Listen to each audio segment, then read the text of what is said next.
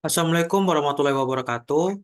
Perkenalkan, nama saya Dimas Arifin Ilham dengan NIM L131228087 dari kelompok 4. Kali ini saya akan memaparkan hasil diskusi kelompok kami, kelompok 4, yang berjudul Memproduksi Hasil Hutan. Berikut beberapa pokok pembahasan dari materi memproduksi hasil hutan. Yang pertama yaitu ada analisis produksi dan biaya marginal. Yang kedua, konsep teori biaya. Yang ketiga, revenue atau penerimaan. Keempat, keuntungan atau profit. Kelima, penentuan daur optimum atau finansial. Yang keenam, pembahasan satu penelitian tentang konsep biaya. Yang pertama yaitu analisis produksi dan biaya marginal. Hasil hutan merupakan sumber daya alam yang penting bagi ekonomi dan pembangunan. Industri hasil hutan menghasilkan berbagai produk seperti kayu, pulp, kertas, dan produk kayu. Analisis produksi dan biaya marginal hasil hutan penting untuk memahami bagaimana industri ini beroperasi dan bagaimana perubahan faktor-faktor ekonomi dapat mempengaruhi produksinya. Analisis produksi fokus pada hubungan antara input dan output dalam proses produksi. Dalam industri hasil hutan, input utama adalah kayu gelondongan yang diperoleh dari hutan alam atau hutan tanaman. Input lainnya termasuk tenaga kerja, modal, dan energi. Output utama adalah produk kayu seperti kayu gergajian, pulp, kertas, dan produk kayu lainnya. Fungsi dari produksi yaitu menunjukkan hubungan antara input dan output dalam proses produksi. Fungsi produksi untuk industri hasil hutan dapat dimodelkan dengan menggunakan berbagai persamaan matematika. Salah satu model yang umum digunakan adalah Cobb-Douglas Production Function. Dalam menganalisis produksi, yang pertama yaitu ada biaya produksi. Biaya produksi adalah biaya yang dikeluarkan untuk menghasilkan output.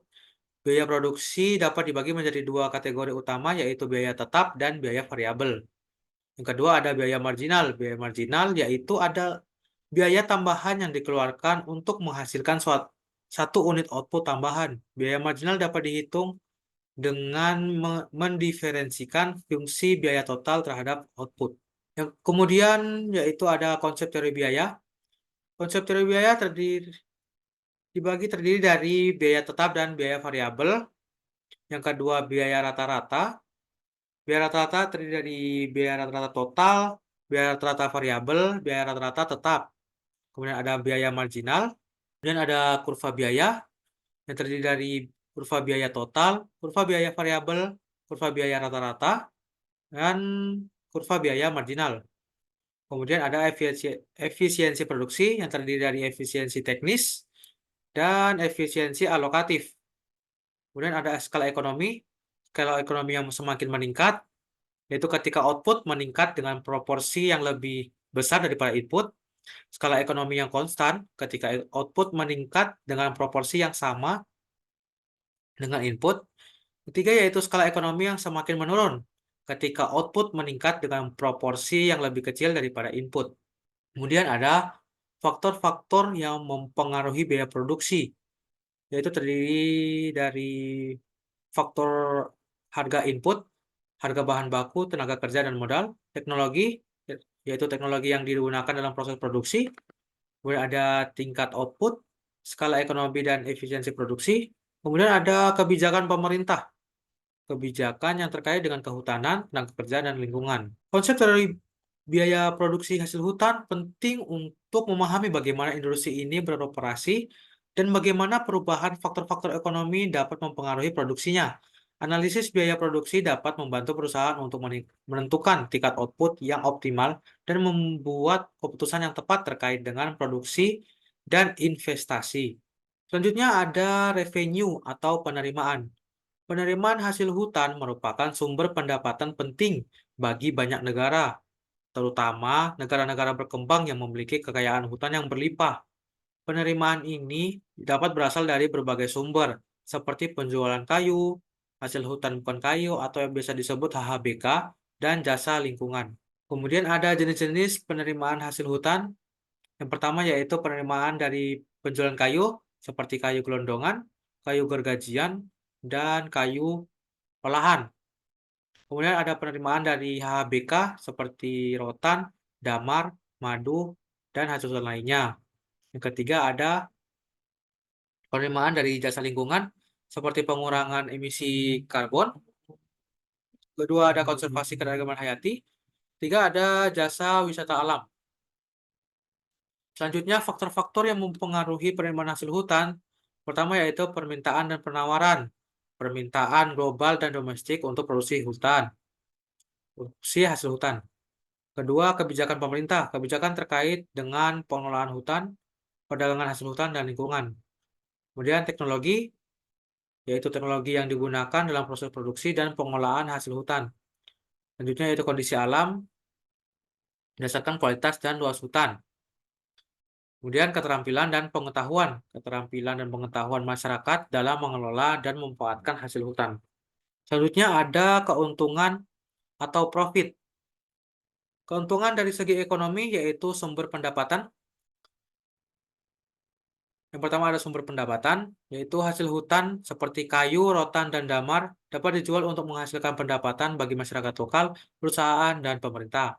Kedua, penciptaan lapangan kerja. Industri hasil hutan menciptakan lapangan kerja di berbagai sektor seperti penebangan, pengolahan kayu, dan manufaktur produk kayu.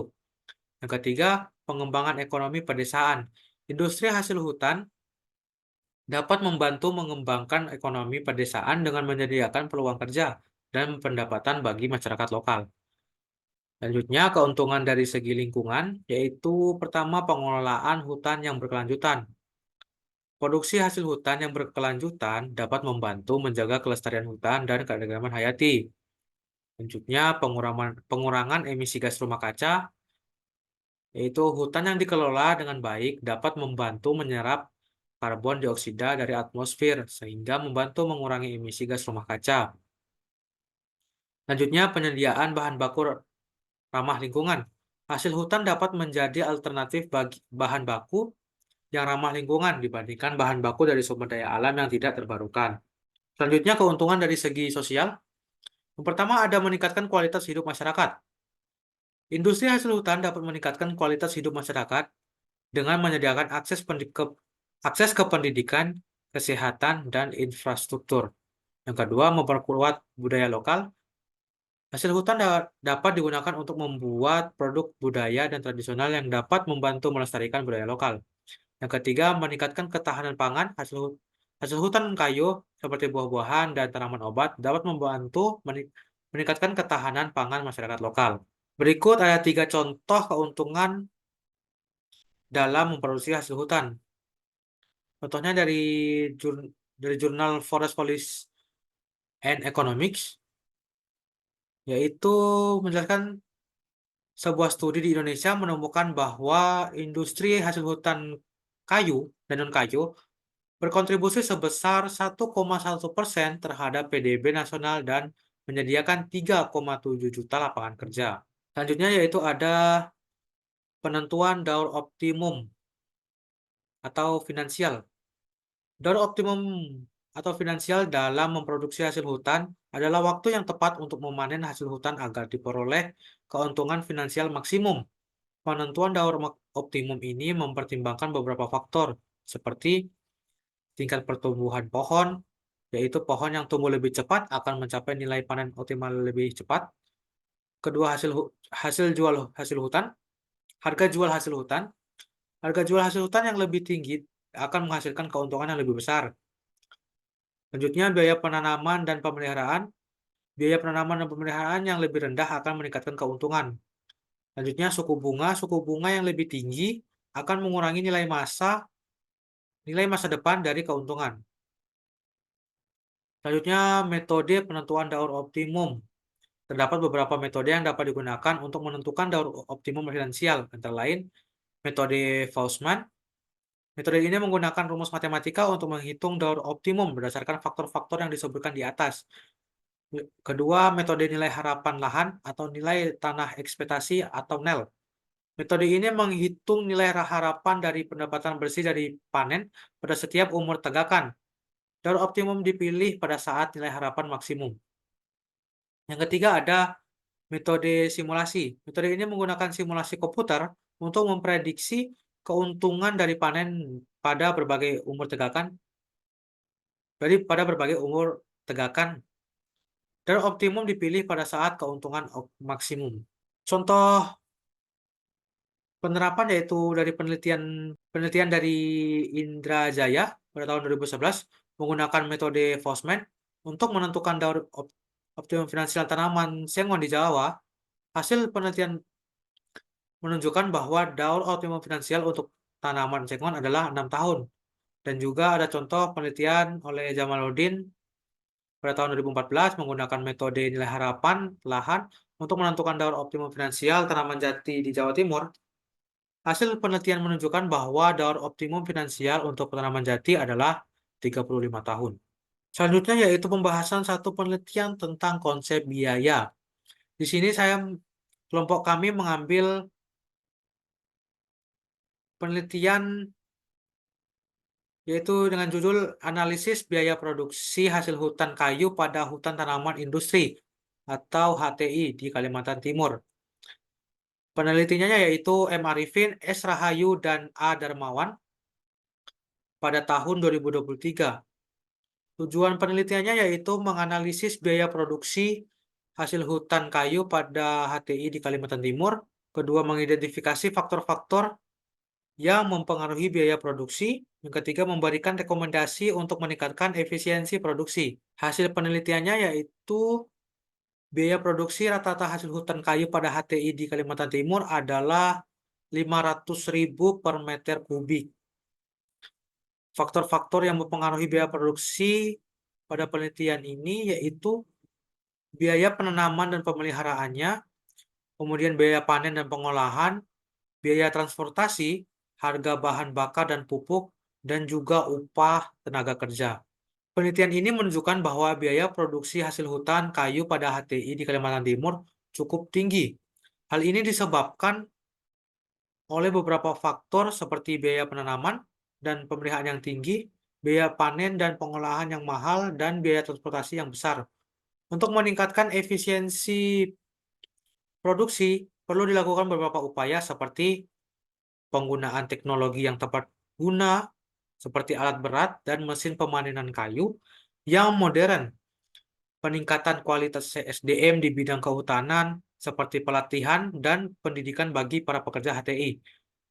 Selanjutnya yaitu memperkuat kerjasama antara pemerintah, perusahaan HTI, dan masyarakat lokal. Kerjasama yang baik antara pemerintah, perusahaan HTI, dan masyarakat lokal dapat membantu meningkatkan efisiensi produksi dan kelestarian hutan. Berikut yaitu kesimpulan dari materi-materi yang kita kumpul dari beberapa referensi, yaitu memproduksi hasil hutan dapat memberikan banyak keuntungan, tetapi penting untuk dilakukan secara berkelanjutan dan mempertimbangkan faktor-faktor ekonomi, lingkungan, dan sosial. Penentuan daur optimum dan efisiensi biaya produksi menjadi kunci untuk mencapai manfaat jangka panjang bagi masyarakat dan lingkungan.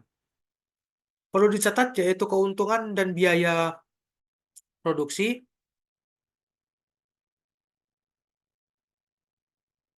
Keuntungan dan biaya produksi dapat bervariasi tergantung jenis hutan, hasil hutan, lokasi, dan kondisi ekonomi. Kemudian penting untuk mempertimbangkan faktor-faktor lain untuk keuntungan dan biaya dalam menentukan strategi produksi seperti kelestarian lingkungan dan sosial. Berikut daftar pustaka atau referensi-referensi yang kami dapatkan untuk memaparkan hasil diskusi kami.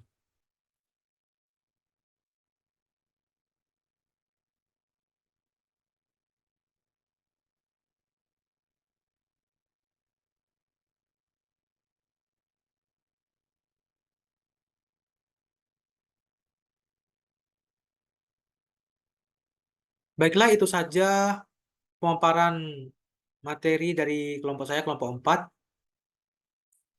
yang berjudul Memproduksi Hasil Hutan. Maaf jika ada salah-salah kata, mohon dimaafkan. Demikian, wassalamualaikum warahmatullahi wabarakatuh.